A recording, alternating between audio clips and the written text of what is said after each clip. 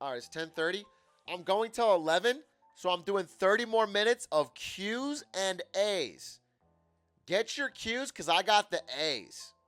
Where did the name Atrioc come from? I made it when I was 13, playing the game Neverwinter Nights. As I've said, in that game, you can get a pet panther. I got a pet panther. I used the random name generator in the game. It chose the name Atronics with an X. I said, that's kind of cool. Let me tweak it. I switched to Atrioc. A few days in, I realized the Panther's name was cooler than mine, which is like Icy Fire 429. That was my old name when I was fucking 10 or 11. And so I switched to Atrioc, and I never looked back. Do you think marketing is immoral? No, I don't. I don't. There is like all things, there is some aspect of marketing that could be immoral. You can take it in a moral direction. Let me give an example of immoral marketing. The company that makes OxyContin was paying doctors to overprescribe it to people who don't need it to get them addicted. That's immoral marketing. Yeah, Purdue. And now fucking a large portion of America is hooked on opioids. Like it's fucking mid-century China. Jesus Christ, dude. If you donate $1,000, will you get mod? I can't trust you with it. I can't trust someone with that much power. Are you Jeff Bezos? Do you think if every human was you, would the earth be better off? Absolutely fucking not, dude. If every human was me, there would be no progress on so many important things and so much progress on fucking Fall Guy strategies and and marketing. Yeah, we'd be great at marketing fucking different Fall Guys tips websites to each other. The Fall Guys meta would be crazy. If I could add one thing to Fall Guys, what would it be? I would add Hexagon. A Hexagon queue. I would play Hexagon so fucking much. How is marketing not immoral when you're actively trying to turn something away that they don't need? Need is a crazy word. What we need is food and water. Okay? No one needs a fucking jet ski, but people enjoy jet skis. If you use marketing to inform and to excite, that's fine. There's nothing immoral about it. And also, without marketing, most new companies have no way to get off the ground. You can trick someone with marketing, but yeah, there's some immoral marketers. That's it. But honestly, marketing is not the worst evil here because the worst marketing can do is trick you into buying something you don't need once. And then you find out if it's truly bad. If the product is bad and adds no value to your life, marketing at best can convince you once. And then you get it and then you're fucking burned on it. That's why a lot of marketing is very slash and burn. Bad marketing anyway. But the worst is like products that are immoral. It's not marketing that fucking makes pushes oxytocin. I was sure were you cool in high school because you don't think you were. So I went to 4 different high schools: freshman, sophomore, junior, senior, all different schools, and I was cool in some of them, and I wasn't cool in some of them others. That's my honest answer. It varied, and I was the new kid for all of them. So, what was it like being cool in some and not cool in others? Did it affect you mentally? Yeah, I was very sad every move, except for so like I remember in 7th grade, I was not cool. I was just not having trouble fitting in, dude. I moved to this new school. It was in Kansas. And I just was not fucking making friends. And I didn't fucking get the Kansas. We were only in Kansas for 1 fucking year. Then we went to 8th grade and I moved to a new school. And I think I was pretty cool. And I made some great friends. And I had some good connections. And I like my teachers, like my classes, like my school. And then a year later, it's like, yo, we're moving again. And I was like, fuck no. Dad, please. Don't let me leave. I don't want to leave. Why did I move so much? My dad was military. My dad was Air Force. We got restationed. I have no hometown. No, I have no hometown. There's no place I see as home. But Arizona is the place I like the most because I did senior year of high school at Arizona and then 4 years of college at Arizona. And I have family in Arizona. So Arizona is like the place I would like consider home. But that's only 5 years, What was my worst move? My worst move. Germany. Dude, being a kid in 99 in America, in Florida, was so fun. I was a true 90s kid, okay? And then we moved to fucking Germany. We moved from fucking this fun spot in Florida. It was always sunny. We were near the beach. I was a fucking classic 90s kid. I played Pokemon cards on the fucking playground. I played Pokemon Red. I played N64 with friends. It was so sick. And then we moved to Germany, and it was like in the middle of winter. And that was the worst move. I actually ended up having a good time in Germany. We lived there 3 years. But that move was so depressing as a kid. It was not Ramstein Air Force Base. It was Geilenkirchen NATO base. But I went to Ramstein a lot because they had the best shops. The best BX. Anyway, it was a sad move. I just remember being like, damn, I got no friends now. I'm in fucking this cold-ass snowing Germany. I don't think I had even seen snow. No, I had in New Jersey, but like, there hadn't been any snow in Florida for 3 years, and I was loving it. And I had just turned like 8. And then I moved to fucking Germany, and like, all my neighbors spoke German, and I didn't speak German. That's how I got into gaming, by the way. If you guys wonder how I got so fucking deeply into fucking gaming, it's because if you move every year, your friends online are more real than my real-life friends. Because the guy I'm playing with on Empire Earth or Age of Empires or fucking any of these games, we're still playing games when I move. There's no difference. We're still friends. On the forums that I'm making friends on, they're still my friends. And then my people that I knew in real life that I would move, I would never see them again. What color deck did I play in MTG? I played white fucking weenie, dude. Because I got a big fat white weenie. Am I a dad? No. I think I'd be a dope dad, though. What if your kid was bad at Fall Guys? My kid wasn't. I grounded him. Good shit. Good parenting, dude. Fuck yeah. What's your answer to the trolley problem? What I would do. So the trolley problem, if you guys don't know, you're on a trolley. And it's headed towards a... Wait, what is the... Which side is the 5 people? Which side is the 1? You know, do you walk away and say, look, it's not my responsibility, and I don't get to choose who lives and dies. I'm not God. These people shouldn't have been standing there. There is an answer to this question. You guys are all dropping different things. The answer is you run over here and you install an NVIDIA RTX 3090 as quick as you can. Okay? And using the power of the AI and the tensor cores, this thing begins to fly. Okay? And it fucking... And it shoots off into the sky and avoids all of them. And in fact, it lands over here and rolls out all these screens, and everyone just plays games together in this giant land trolley, flying around playing games together. That's the solution. That's the long been the solution to the trolley problem. Now, if you don't have a 3090, that's where it gets tough. I don't know what you do there. You're fucked. Although I think it's funny that where I hear this conversation the most is talking about AI and self-driving cars. And people are like, oh, how do you solve the trolley problem with AI? What if my Tesla is going to hit a crowd of 5 people, or it can swerve away and kill the driver? What do you do? It's such a stupid fucking question, okay? They're always going to save the fucking driver, or they can't sell the fucking car. That's it. They're not going to be able to sell a goddamn car if you think it's going to kill them. So they're always going to save the driver. It's not a fucking choice, dude. No company's going to be like, oh yeah, our car has the best AI. It may kill you to save a crowd of 10. No one's going to fucking buy it. So I'm sick of hearing that. The debate's all over Silicon Valley. I hear it all the time in these fucking like Medium blogs about self-driving. It's like, it's not a problem that'll happen. Everything is going to optimize for saving the driver. If it has to plow through 40 babies to save the driver, it will do it.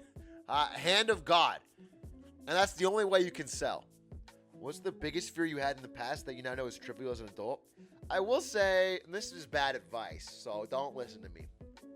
I'm going to tell you the truth, the answer, but don't listen to me. I stressed a lot about grades. Not that I got good grades in college, but I stressed about it, and it didn't really matter. You should do your stuff, but in general, it's not something that fucking had a big impact. you get the degree, and maybe for your very first job, you may need GPA. Most people just leave it off, dude. It really doesn't. I don't know. If people like you and you make connections and you're good and you just find a way to get work, dude. You get a job and then from there you do a good job and it goes up. I just don't think it's like, I would be in college just fucking stressing. It didn't stop me from playing 14 hours of League of Legends. To be clear, I would be stressed while I played League and skipped class, but I would still be stressed. And I should have just known, hey, don't stress. It really depends on the field. Someone said lying on the resume. I mean, I just think, so we've done a resume review on this stream. I think, actually, here's what I do think. If you have a job in mind that you want, tailoring your resume to be a perfect fit for that job, highlighting the qualities of yours that attached to that job is very helpful, very important. Some people just put everything on their fucking resume. Fuck everything. Read the job description and make what you're saying match up to that. It should feel like a fucking square peg, square hole. It should not feel like you, yeah. People put everything. They put fucking jobs like work experience. Here's a fucking summer job I did 4 years ago that was doing some random shit totally unrelated. If you can fill the space with things that are all relevant, it's going to help so much. Try to match it up as much as you can. Yeah, played baseball in the 3rd grade. Yeah. Just, yeah, again, if you're very young, you don't have enough experience to be picky, but you can still highlight it. So let's say I worked at fucking, I don't know, Cold Stone Creamery, and I did a bunch of different things there. And the job I'm applying for is for sales. I would talk about in the bullet points of the sales, like I made some marketing materials for the, or I did whatever, or I, whatever. I did point of service sales, whatever. Are benefits important while you're young? Not really. Well, depends on your situation. I know that I had it just depends on your situation. If you have a pre-existing condition and you need fucking health insurance, yeah, sure. I wouldn't switch jobs over better benefits. I would try to get better starting pay. Asking people if they like their ice cream. Yeah. Someone in chat said, if you ask if they like their ice cream, write it down as experience market research. But yes, you have to. It's not even like lying. It's actually proving to the recruiter that you understand what they want. What you're saying when you write the things in that exaggerated way, but tailored towards their thing, is that you understand that you know what they want. And you can think about things in a way to get it towards what they want. It says a positive thing about you. Would you ever include gaming accomplishments on your resume? I did, but it depends on where you're applying. If you're applying at Twitch or Riot or Blizzard or a gaming company, showing that you have the culture cred, you hit Masters in StarCraft or you did whatever, that's dope. If you're applying at a fucking bank, I would not put that you fucking, I don't know, hit fucking 100 crowns in Fall Guys. Yeah, I wouldn't put that. I would leave that off, dude. I think that would find that cringe. Do you think exaggerating your accomplishments on your resume will bite you in the ass later? It depends. It depends on how much you exaggerate. It's like a scale, like everything. If you do slightly minor exaggerations that you can explain, no. If you say yo, I'm applying to be a translator at the UN. I am fluent in 14 languages, and you barely speak English. That'll bite you in the ass later. That might cost you. When fucking President Sarkozy starts a nuclear war or something because you fucking lied about your French speaking. Were there any non-gamers at Twitch? Yeah, absolutely. When I first started, there weren't that many. When it was 100 people, when there was 1,000 people, of course, there's going to be HR people, finance people. Partnerships people were all fucking gamers, but that's because it's their job. Do I apply to jobs as Atrioc or the Ghost? Those are my two options. I apply as the Ghost. I go to big Fortune 500 companies, and I have a picture of a screenshot that I printed out at fucking Staples of me with 100 crowns. And I circle in red pen. I slap it on the table, and I circle the 100 crowns in red pen, and I say, interested? Interested, Warren Buffett?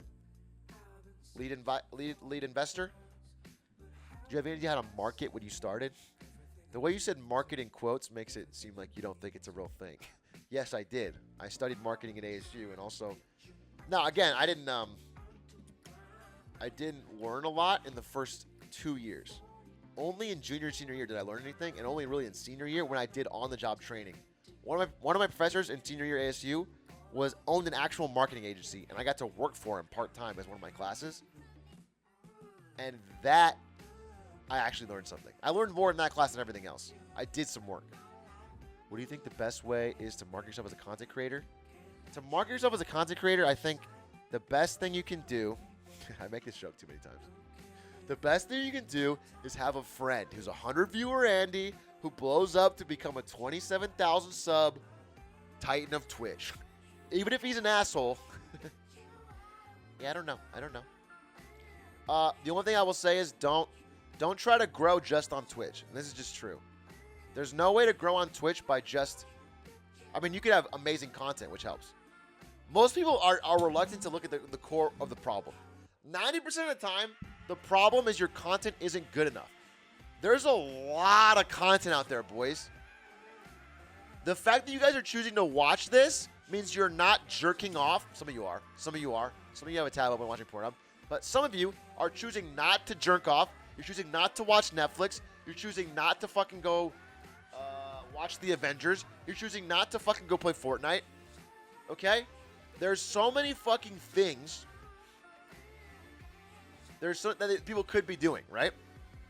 Or there's 500 other channels they could watch on Twitch. Actually, 5,000, 50,000, right? So if you're making YouTube videos, you're making Twitch, or you're making tweets, just know there's an infinite amount of other things they could be doing. So you have to be pretty good. It doesn't have to be amazing, and you can start and get better, but you gotta make it good. And so if you're like, damn, why is no one watching my shit? The first thing you should think about is, damn, my shit needs to be better. Because if your shit gets really good, people will find it and like it, and you'll grow. That's fact. But from there's marketing tips to help grow, and I think there's things you could do. But I think making good content is like a pretty good start that most people like ignore or try to gimmick their way around. I'm a HP quiz genius. Literally any trivia I know, bet. All right. Smart guy. What is a fucking good Harry Potter question? I got nothing. What was the name of... Yeah, what was Harry's last name? All right, smart guy. If you like Harry Potter so much, what was Harry's last name? Yeah, name 3 wizards, dude. There's so much wrong with the Harry Potter universe. Really. A lot of it doesn't make any fucking sense, dude. I'll say it. I'll be the brave one. Imagine if Harry had a blicky. Dude, they never fucking solved for the fact that an AK-47 is so much better than having to yell Avada Kedavra and wave a wand for each bullet. An AK-47 does that fucking 60 times a second, dude. From a distance, with no shouting. They never solve for that, dude. Everyone's so fucking scared of a spell that is just simply worse than a gun. It's like, it's the banned immortal spell. And it's like, damn, you can fucking buy a gun at Walmart. You can take my wand. I will shoot Voldemort in the fucking leg. That's what they use in the NA wizard schools. Basics of getting a 3090, have $1,500 of disposable income. That's it. Buy it. How do you feel about tech stocks going down recently? I think it's the beginning of a larger trend. I think everything is vastly bubbled. But I'm the only one saying it, so don't believe me. I think the economy's in the shit and everything's fucking bubbled. I think every fucking person who got their stimulus check and doesn't know what to do downloaded a Robinhood account and started trading. And I think the big investment banks have been, over the past couple of months, slowly but surely offloading all of their risky tech positions onto retail traders like you and I, because we get excited and see Elon Musk's tweets. That being said, was the dot-com bubble a bubble in 98? Yes.